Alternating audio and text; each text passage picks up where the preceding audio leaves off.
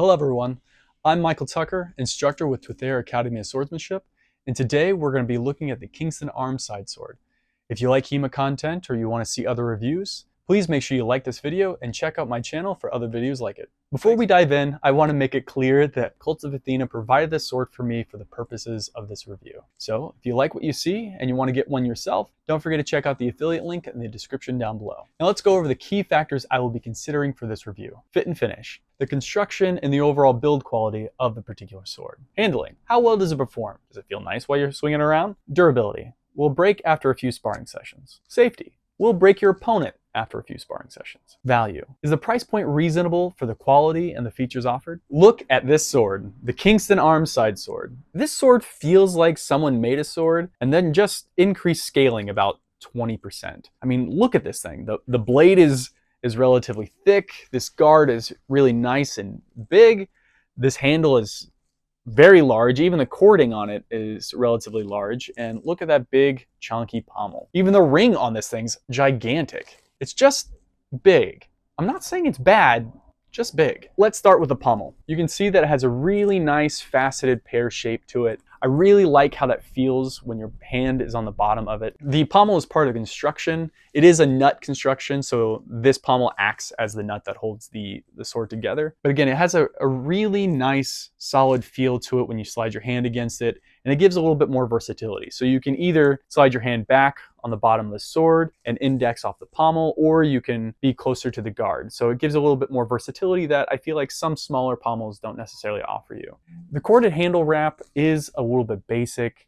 The cords are pretty thick, and I'm a little bit worried about the durability. Now, it is a one-handed sword, so you're really not going to be taking too many blade shots to the cord, but if you have a rougher type of glove, I am worried that it's going to wear a little bit quicker than some other swords. Now, the crossguard and the basket are where things get interesting. They're not tempered, and I really wish that the crossguards were tempered, but the sword is trying to hit a price point. You can see it has a really nice asymmetric S design. Each side has a different design with the double rings, as well as the sweeping basket. I think it's really gorgeous, and I think a really nice add-on is, I don't know if you can see, but there are two sidebars you can see bracing the basket against the blade. And you don't normally get that when it comes to side swords. Oftentimes, and actually I have my Oregonier side sword right here, you can see that they allow for essentially no touch point except for the U shape from the connection all the way up until you get that connection to the blade. But this particular one has these uprights that go along with it. Kind of makes this piece of leather a little obsolete in my opinion, but I do feel that really adds to the rigidity and the solid feel of this particular sword. The welds on the construction are a little 50-50. There are a couple in the tight corners that need a little bit more cleaning up. There are a few that look really nice.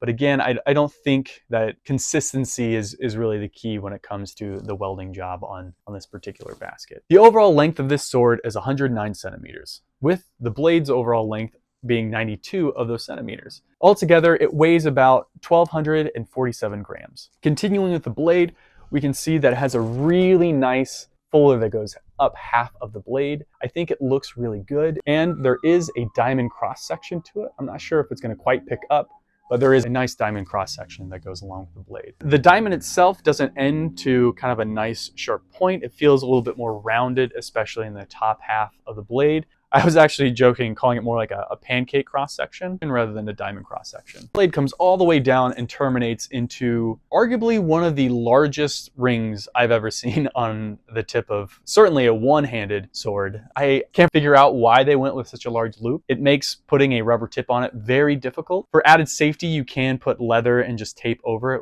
You know, a leather strip would certainly get you there if the tournament is requiring it. But that being said, with such a large ring, you really don't need to put a tip on it.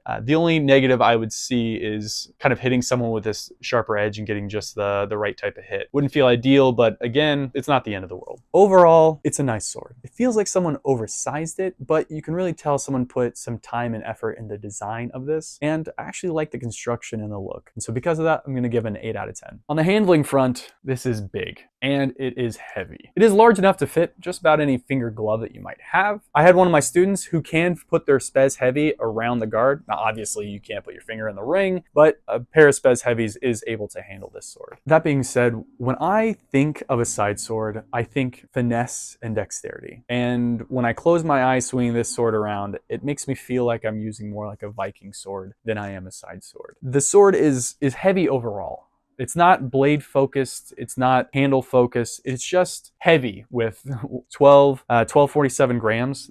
That is a chunky side sword for sure. That doesn't mean I don't like it necessarily. It's just not how I particularly like to fight. I don't foresee too many high-level side sword users picking this one up. Because of that, I'm gonna go with a 6 out of 10. For durability, I don't think this blade is going anywhere anytime soon. I've used this sword against several other types, several other weights. Again, I can move my finger up and down the blade, and there weren't really any dings, deformations, or problems with the blade, but I do have some pretty big concerns when it comes to the basket. It's not tempered, and I got a pretty gnarly ding right here on the crossguard from going against a rapier. I thrust in, I locked it, and this is just from the friction of a thrust coming in from the rapier. And so again, that raises a pretty big flag for me when it comes to the durability of the guard. But the blade, as I said, I don't think it's going to be going anywhere soon. I just wish this basket wasn't made out of such a mild steel. So because the blade is so durable, but the basket isn't, it's pretty hard to nail down an exact score for durability. So I'm gonna go on a more conservative side and say 6 out of 10. I don't think this blade is gonna break. I think it's gonna survive a lot of abuse, but I definitely do see this guard becoming an area of bits, gnarls, and snags in the future with heavier use. Now, when it comes to safety, this sword is heavy. The tip is very large and rounded, and the blade itself is really nicely tapered. I don't know if you can see where that bend is happening, but it's definitely happening towards the top half of the blade, and it's pretty easy to get this blade to bend. I'm really happy with the safety features that are into it, and I actually think that the heaviness of the sword overall increases the safety, at least as long as it's not being wielded by some maniac, because it should slow down a lot of your actions because of the weight of it. And it's going to be a great training tool to build in that muscle memory to have control throughout all of your actions. So I'm pretty happy with the safety features, and you can go either way on the weight of it, and because of that, I'm gonna give an 8 out of 10. This sword is $230 on Cult of Athena. I think that is a great price for such an attractive side sword. Even though it's a bit clunky, it's a bit chunky, I think this is the perfect sword for a beginner or even an intermediate side sword user. And that's because the weight of it is really going to slow down some of your actions, while it's also durable and, more importantly, affordable. If you're thinking about getting into side sword, but you're worried about buying one that's a little expensive and you feel like you might waste your money after buying it, I think this is a great place to start, because ultimately, if you find out you don't really like side sword, you can just decide to use it like an arming sword and forget about the basket. Because of all those benefits and such a great affordable price, I'm going to give the value of this one an 8 out of 10. With an aggregate score of 7.2, Kingston fencing side sword is a great sword for beginners or people who are just starting to look into side sword work. It's a bit heavy, and with all the additional features and the great price, I think it's a great option. It's going to teach you control, it's going to allow you to have a side sword that's not going to break pretty quickly, and it's going to have you enough oomph in the bind where you can really have confidence in order to try those more tricky moves. Though, worst case scenario, this would make a really good club beater. I know my students have really enjoyed using this, and I see several of them continuing to go back to this side sword, even though I do have some lighter and more nimble ones in my collection. Thanks for joining me for this review. Don't forget to like and subscribe. If you want to see other content just like this one, check out my HEMA review playlist. And if there's any swords that you would like me to review in the future, make sure to put a comment down below. Now get out there and try not to double.